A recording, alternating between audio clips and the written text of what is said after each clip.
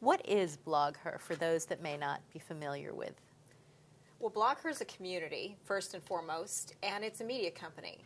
We were built as a community that wanted to, 3 founders, but we had a lot of help, women who were blogging who wanted to create a space where we could learn more about our blogging and help to promote each other. So now it's really comprised of 3 entities. We have our events, we have a website, blogher.com, and then finally we have a network. So when women say they're a member of BlogHer, they very well may be talking about being a member of our network, which is how we get out brand messaging.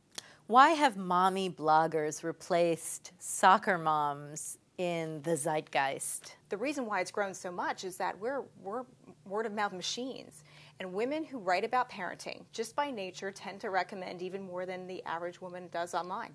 So, yeah, I think people have recognized that this is where it's going. And now instead people say to me, so tell me more about mom bloggers, when they really mean women bloggers. But they tend to associate all women with mom bloggers.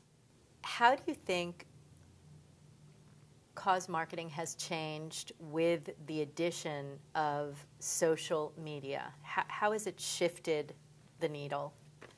Well, I can't even imagine what cause marketing was like before social media. Social media allows you to convince others who are already passionate about your topic to help spread the word for you. So that's what social media has really done, is it's allowed causes and organizations to go out to folks who already have readerships and already have the trust of large groups of people, and get them excited about a cause.